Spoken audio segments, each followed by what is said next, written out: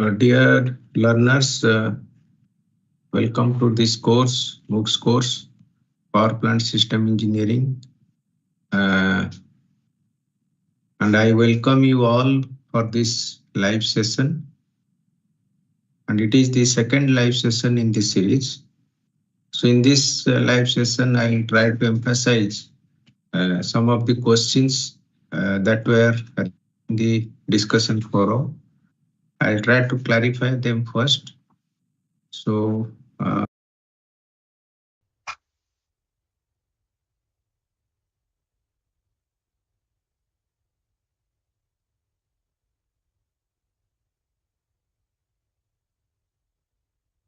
the first question that was raised in this discussion session is about the, in fact,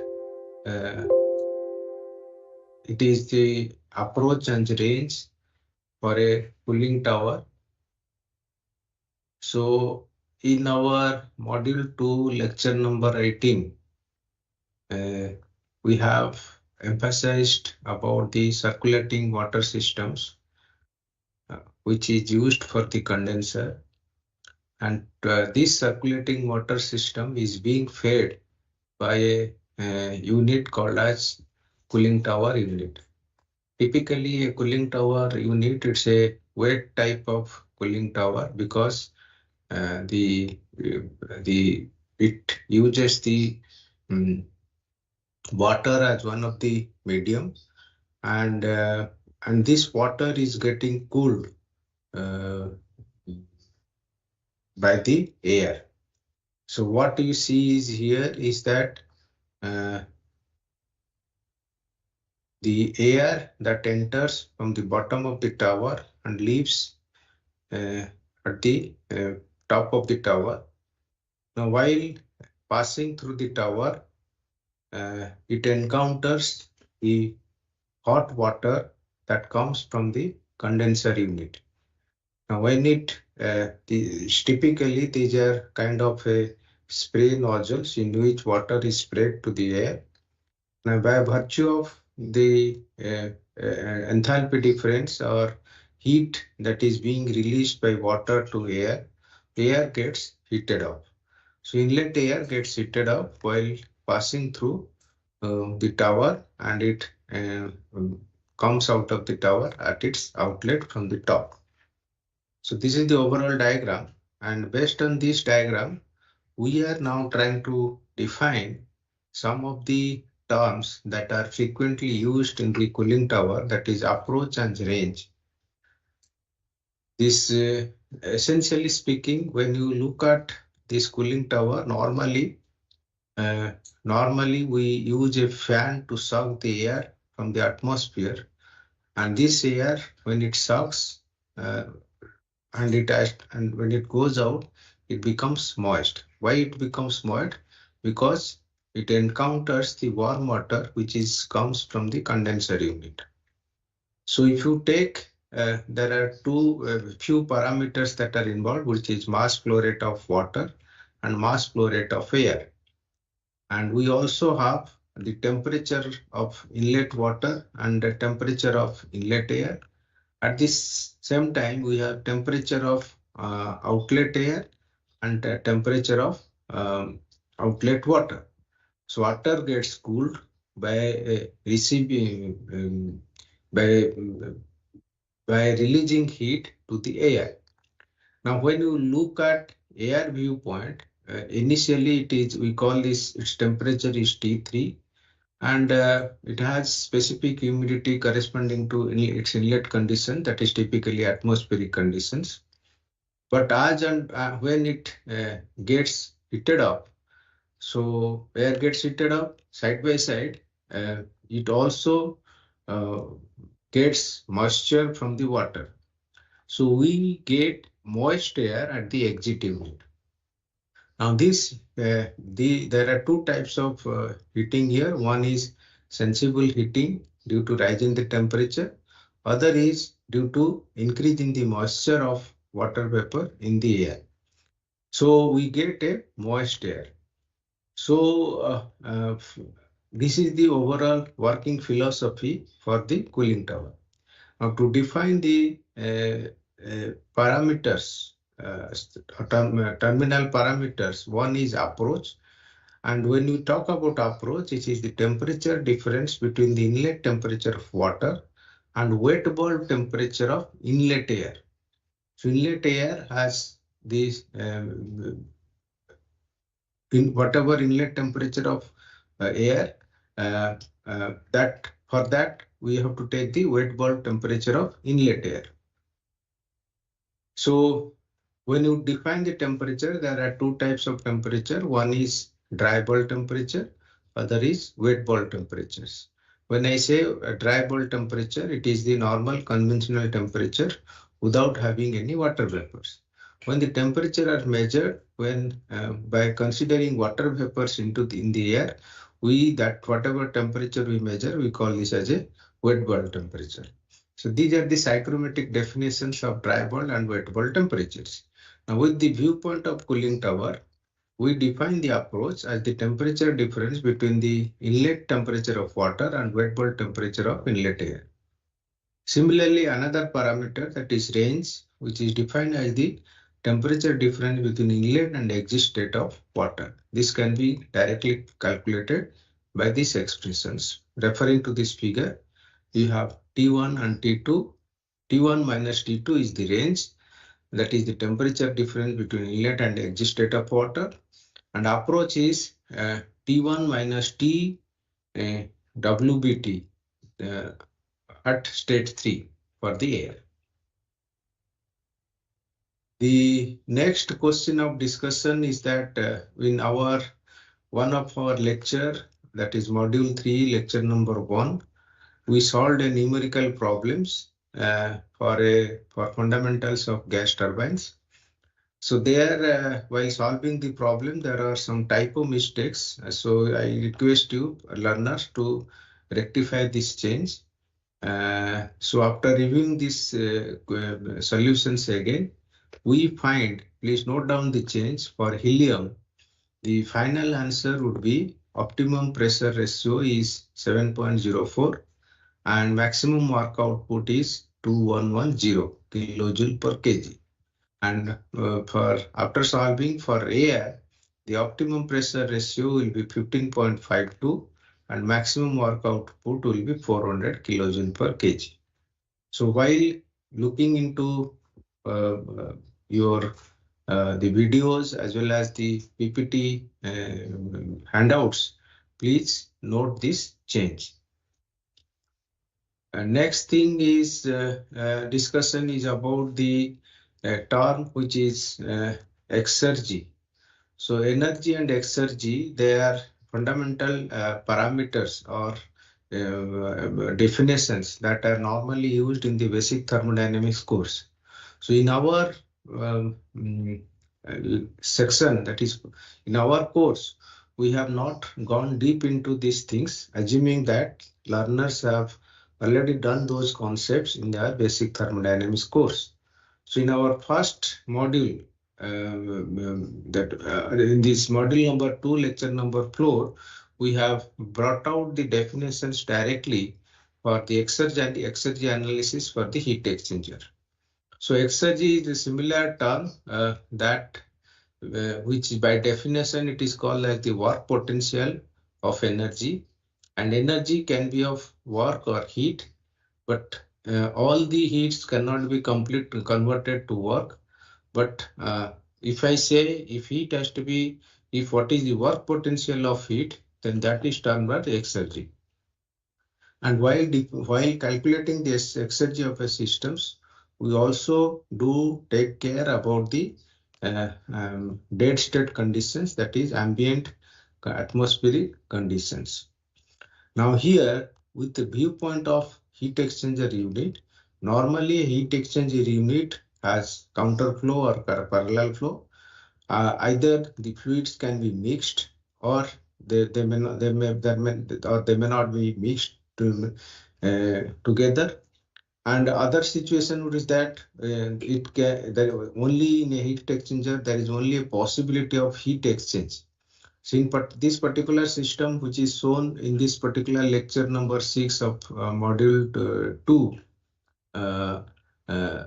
we have talked about the heat exchanger in which a saturated liquid is um, taking heat from the gaseous combustion products so that it becomes vapor. So this is some kind of things that we say that liquid is receiving heat from the gaseous combustion products.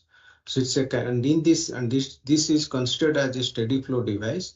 For the steady flow devices, we can calculate the exergy by definition up to this. Now, with viewpoint of heat exchanger or boiler, there is no work transfer. That is what this work transfer uh, uh, gets cancelled, and the here also WCB. There is no work transfer. There is no heat exchange. Only takes place from gas to liquid. So this term will also get cancelled. So that way the equation terms, and that I think there is a in this equation has to be made equal to 0.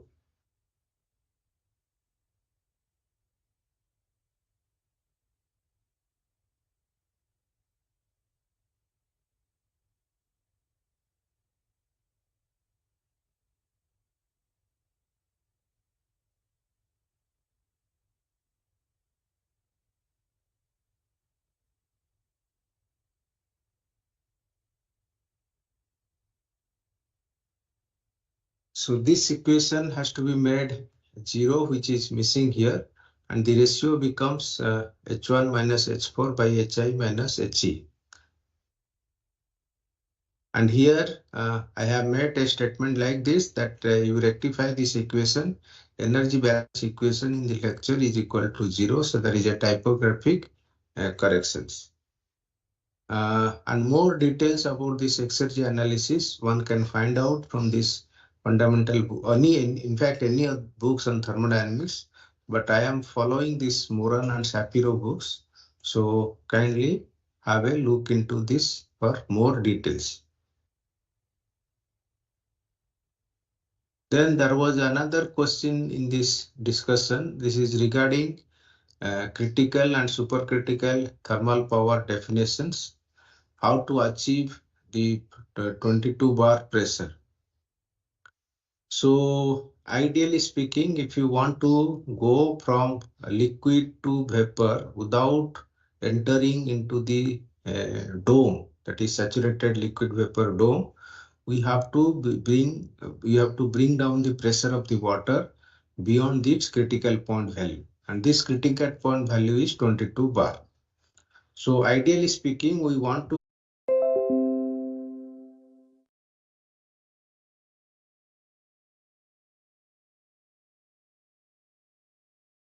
So the question is about the fact that for supercritical and ultra supercritical power plants, how do you rise the pressure to 22 bar? Now, from our question is that if you want to go from state 6 to state 1 without entering this dome, that means you can go by various means way. You can go along the dome. That means from 6 to you can go to saturated um, um, liquid state, then enter into saturated liquid vapor region, then we enter to saturated vapor state, then further heating you can reach the state 1. So this is the standard process that is followed in a conventional Rankine cycle. But for supercritical thermal power plants, what the entire concept is all about, that because temperature and pressure, they are two independent properties, so you have to control both temperature and pressure simultaneously at sticks, so that we can go directly into vapor regions. So that is the challenge that we have for a supercritical thermal power plants. So conventional cycles, Rankine cycles, do not have the possibility in doing so or heat, because essentially 6 to 1 requires a heating process. Now that heating process one cannot achieve with the conventional fossil fuel systems.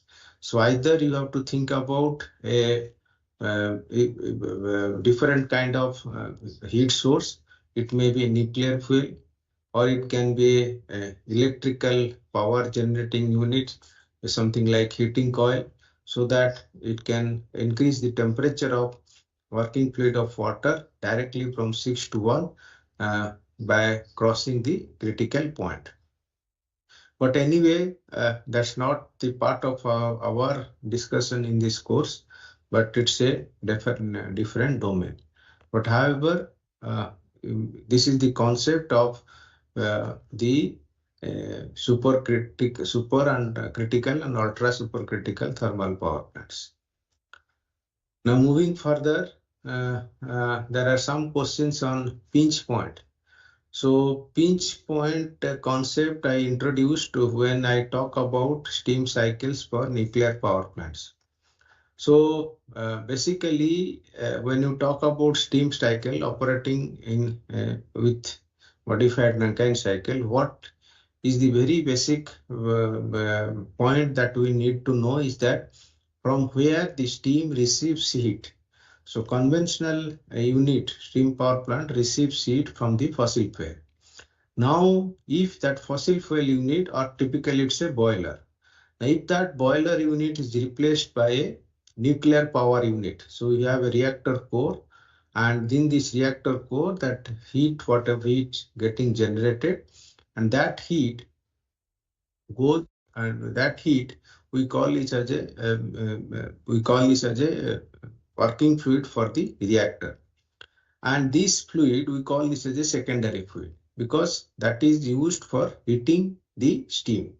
So conventional steam unit, or that means we have steam generator is replaced with a unit which is powered by nuclear fuel. So in our case, we have a primary fluid which is water for the steam power plant, and we have a secondary fluid which is circulating through this reactor core. Now, very basic understanding between these two fluids is that the water receives heat from this secondary fluid, which is circulating through this nuclear reactor.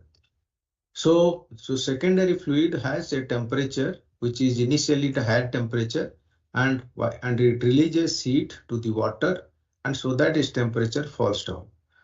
So there is a temperature limits, upper temperature limits and lower temperature limits. That means after releasing heat, its final temperature would be which will be lower than its initial point value. Now, what happens to the primary fluid? Primary fluid, it is water which receives the heat from this secondary fluid. So initially it is the water state. It goes to saturated liquid state, then enters into the liquid vapor dome. So it's a constant latent heat zone, or that is heat receiving zone. So it becomes saturated vapor. Then it further becomes superheated. So water has three distinct things. One is sensible heating, other is latent heating, and whereas for secondary fluid, there is no such case because it's only a sensible heat change. So ideally speaking, the minimum temperature of the secondary fluid should be above this, any value above this steam. So that difference we call it as a pinch point. Otherwise, the release of heat is not possible. Release of heat from the secondary fluid is not possible. So there has to be a limiting point, and that limiting point is the temperature difference, and that temperature difference is less here. That is called as a pinch point. This is one aspect. And second aspect is that the slope of this line, that means initial temperature of secondary fluid and final temperature of the secondary fluid. So if you look at this curve, temperature enthalpy curve, so this is the maximum temperature line. So one can come to the slope of this line from the maximum temperature to minimum temperature can vary depending on the mass flow rate. So if the mass flow rate is higher, and the mass flow rate is high. This higher mass flow rate, your slope will decrease, and vice versa. So this is what we say here, the statement here, that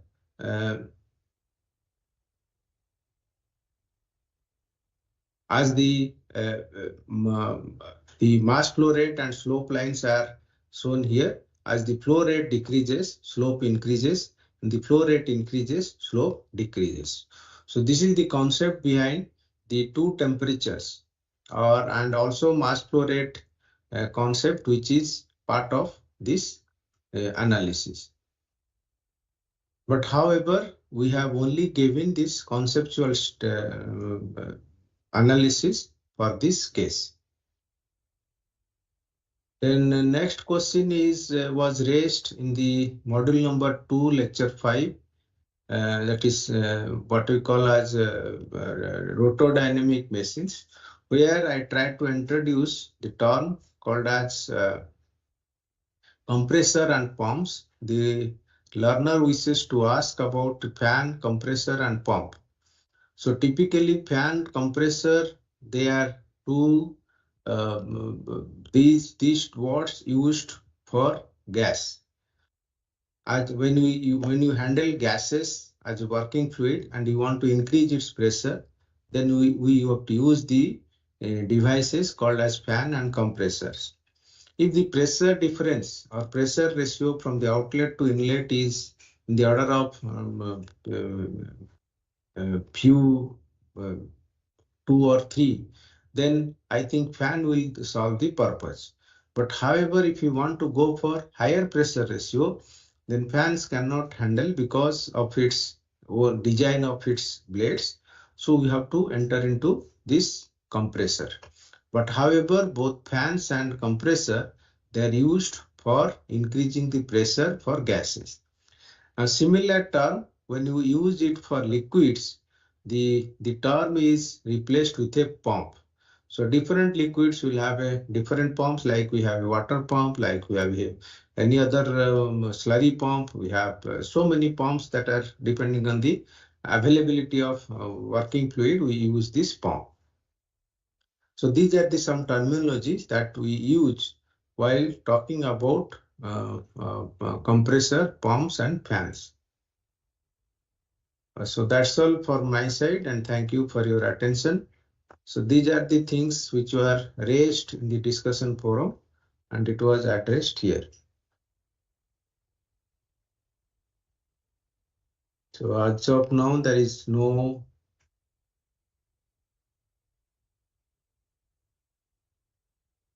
candidate. So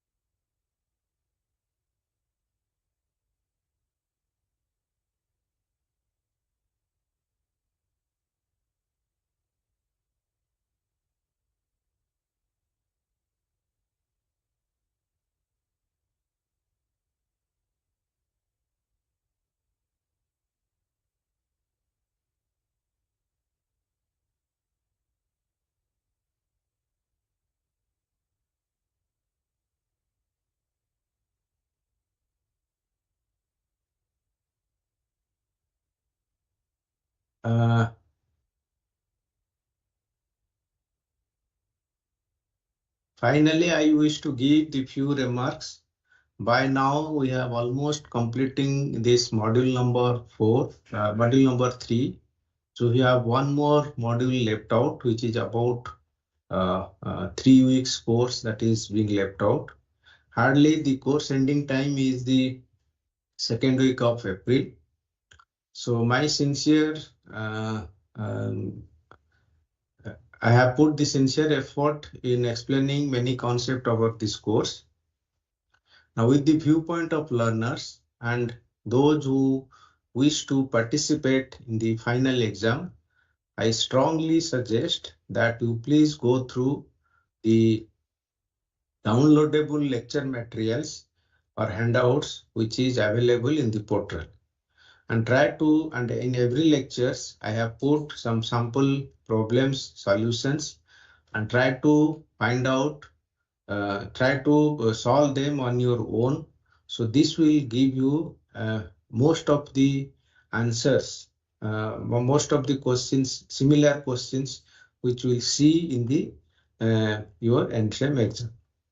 This is one part, and of course, as per the protocol or guidelines of this course running in the NPTEL platform, we also have to some minimum weightage from the assignment side.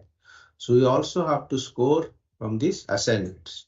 And in fact, almost all the assignments are designed in such a way that we will also face similar question pattern which are available in the in your final exam. So that is the idea, that you have to honestly work for assignment, number one. Number two, you have to also solve the numerical problems that are appearing in each lecture handouts, which are available in the portal itself. So with this, I conclude these live sessions. In fact, we'll have one third and final live sessions which is available.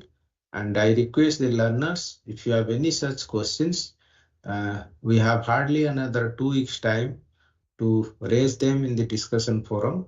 And after last live session, which is the first week of April, we will not be able to discuss further. So it is strongly suggested you raise your questions in this discussion forum so that it can be attended in the last and final live sessions. With this, I conclude. Thank you for your attention.